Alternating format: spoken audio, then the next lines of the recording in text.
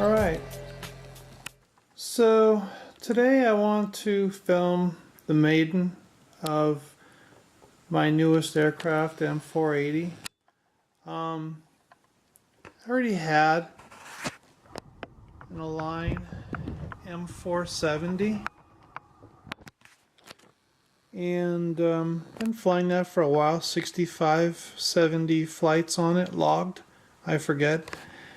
And I wanted to replace the ESCs and motors when they start to get weak, so I picked up a very, very low mile M480, which is pretty much nearly an identical part spec, and I got it very, very cheaply.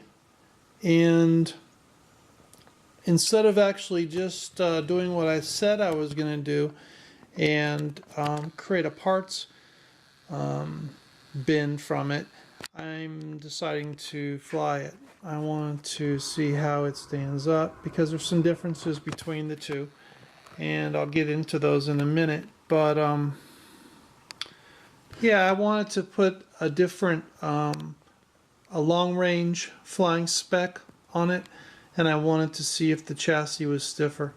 There's some differences. The first difference between the two, if we were just to look in a top-down, 800 millimeter wingspan instead of just 700, so it's an extra 100 millimeters. And the chassis is full carbon fiber. So this stuff right here is full carbon fiber body and full carbon fiber arms, whereas this chassis is fiberglass body and aluminum arms. So the two inherent differences, other than the actual parts that I've slapped on there, the chassis are different, and the new 480 is a stiffer chassis, and I want to find out if it flies better. So let's get it on the bench and we'll take a look at it and see what kind of things I've done to it. Anyway, thanks.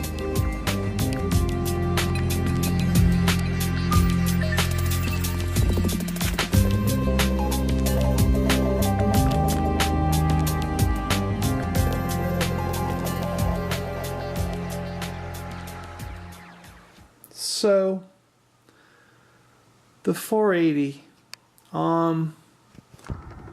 swapped in some red pods all around to distinguish it between the other one, which has got white pods, through the KDE prop adapters and the actual Align carbon fiber props. These are 15.5 inches long. It's a good setup. They're very smooth. Got this whole thing covered in another video. On the top, it's all basic stuff here. The 2.1 on the flight controller, standard GPS, not GLONASS. I've got the GLONASS unit on a bench. Let me drag you over here and show you the difference in case you ever are buying the two. The difference is clearly printed right there on the GPS.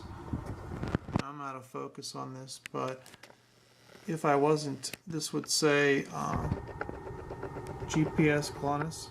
So there's the difference. I don't know how to pronounce it. It just means Russian satellites as well as just the ones you're normally able to sync up to. Anyway, that's going to go on the 470. Other than that, the top is pretty much identical. On the bottom, some of my choices, not that they matter too much, but I had a good deal of success with the Frsky XJT, but this is an L9R, and I'm kind of happy to see that it fits in the same casing. This is something that I found on eBay. It's a custom print. I could probably post the links to it, but it's nice because it fits them both in there, and it's got the holes for the, you know, the X bus or the RSSI, or obviously all the pins. So it does a pretty good job, and I'm going to go with the L9R because it's a good long-range flyer and I haven't had any issues with it. I'm not going to have RSSI on it. It doesn't have telemetry. And the OSD, which is I'm using in this particular case, is something that I've always wanted to use, but I've always kind of shied away from, but I've always wanted to know how the Align unit stacked up.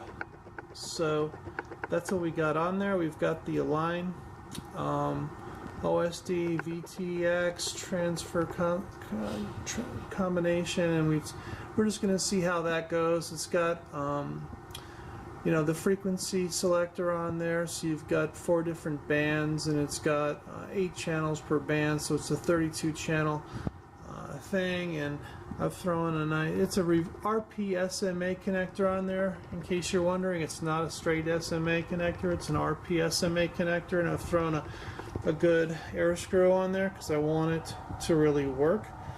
And for long range flying, it's a very solid connection. This thing here, this Align, ends up putting out about 1.5 or 1500, 1.5. I'm going to say hertz or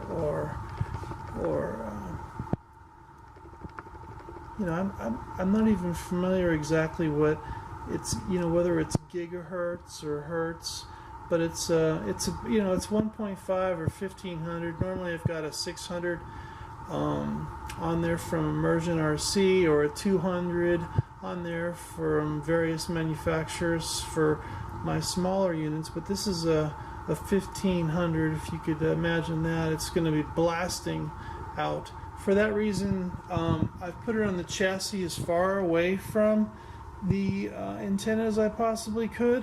I could have put it up on the top, but I've mounted it on the bottom here for the first run. We'll see how that goes. Now, I did manage to get a regular board cam. This is a standard, what looks to be an HS 1177. It's in the HS 1177 chassis, but this is a TBS ZeroZero. I highly recommend against getting a TBS ZeroZero. It's a terrible camera, and if I hadn't picked it up for $12, it wouldn't be on there at all, but I wouldn't own it at all. It is terrible. It does do, you do get a picture on it, but it's not nearly as good as the new, you know, the Foxeer 1190, which is a beautiful camera in version 2, or, you know, the Runcam Owl Eagle. Those are all great products and offerings, and I would highly suggest even that, or the Security Cam Sony, you know, 600 TDL or better offerings over this. This is a fast, very low latency camera, but it sacrifices a whole lot of other stuff to get there, and it's really bad in bright light situations as well as low light situations, but it's the only one I had laying around, so I stuck it on there. It's actually wired reverse to what most cams are wired, just so you know out of the box what you're getting. But anyway, that's it. So what it's going to be, I've got this thing all set up on the transmitter. I've got this all set up as far as the flight controller. We're all ready to go. We're just going to simply take it out there and fly it. And for a maiden, I'm probably not going to go crazy or go too far, but I may, you know, on the second pack, I may go out a mile and a half or 2 miles and see how I do. Fail-safes are all hooked up on this thing. I'll probably put it in a safe, very non-attractive desert environment so that it can come back to home if something ever goes wrong during the flight and fail-safe were to kick in. But again, we're going to test out all things, probably all air modes. There's 3 flight modes, GPS, then there's velocity, and then there's a manual. So we'll probably test out the modes, we'll probably test out the retracts, we'll test out just general flight PIDs.